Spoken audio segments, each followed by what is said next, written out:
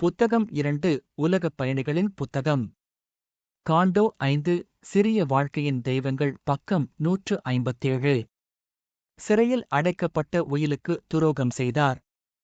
விழிப்பும் உறக்கமும் பரஸ்பர கரங்களில் பூட்டிக் கிடந்தன. உதவியற்ற மற்றும் தெளிவற்ற இன்பமும் துன்பமும் வந்தது. ஒரு உலகான்மாவின் முதல் மங்கலான சிலிர்ப்புடன் நடுங்கியது. அழவோ அசையவோ முடியாத வாழ்க்கையின் வலிமை இன்னும் சில ஆழமான மகிழ்ச்சியைக் குறிக்கும் அழகில் உடைந்தது. ஒரு தெளிவற்ற உணர்திறன், அறியாத உலகின் இதயத் துடிப்பு, அதன் சோம்பேறித்தனமான கொந்தளிப்பின் மூலம் ஓடி அங்கு ஒரு தெளிவற்ற நிச்சயமற்ற சிலிர்ப்பு, அலைந்து திரிந்த துடிப்பு, இரகசிய கண்கள் போன்ற ஒரு மங்கலான மூடுதல். குழந்தை சுய உணர்வு வளர்ந்தது மற்றும் பிறப்பு பிறந்தது. ஒரு தெய்வம் எழுந்தது, ஆனால் கனவு காணும் உறுப்புகளுடன் கிடந்தது.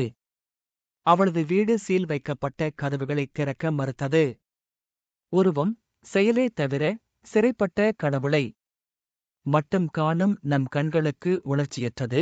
வாழ்க்கை தன் துடிப்பு, வளர்ச்சி மற்றும் சக்தியின் அமானுஷ்யத்தில் ஒளிந்து கொண்டது. ஊமையாக முடக்கப்பட்ட உணர்வின் துடிப்புடன் ஒரு உணர்வு, இன்னும் சிந்தனையை அறியாத ஒரு மனம், ஒரு செயலற்ற ஆவி, அது மட்டுமே இருக்க முடியும். முதலில் அவள் குரல் எழுப்பவில்லை, அசைக்கத் துணியவில்லை. உலக வல்லரசால் உயிருள்ள சக்தியுடன் உள்ளுணர்வு. அவள் மட்டுமே பாதுகாப்பான பூமியில் தன் வேர்களுடன் ஒட்டிக்கொண்டாள். கதிர் மற்றும் தென்றலின் அதிர்ச்சிகளில் ஊமையாக சிலிர்த்து ஆசையின் விரல்களை வெளியே போட்டாள். சூரியனுக்கும் ஒளிக்கும் அவள் இயங்குவதில் உள்ள வலிமை அவளை சுவாசித்து வாழ வைத்த அணைப்பை உணரவில்லை. உறிஞ்சப்பட்ட அவள் அழகும் சாயலும் கொண்ட உள்ளடக்கத்தை கனவு கண்டாள். கடைசியில் வசீகரமான அபரிமிதமான தோற்றம் தோன்றியது. அஸ்திர், துடிப்பான பசியுடன் அவள் மனதை தேடினாள். பின்னர் மெதுவாக உணர்வு நடுங்கியது மற்றும் சிந்தனை வெளியே எட்டி பார்த்தது. தயக்கமில்லாத அச்சு விழிப்புணர்வை வளர்க்க அவள் கட்டாயப்படுத்தினாள்.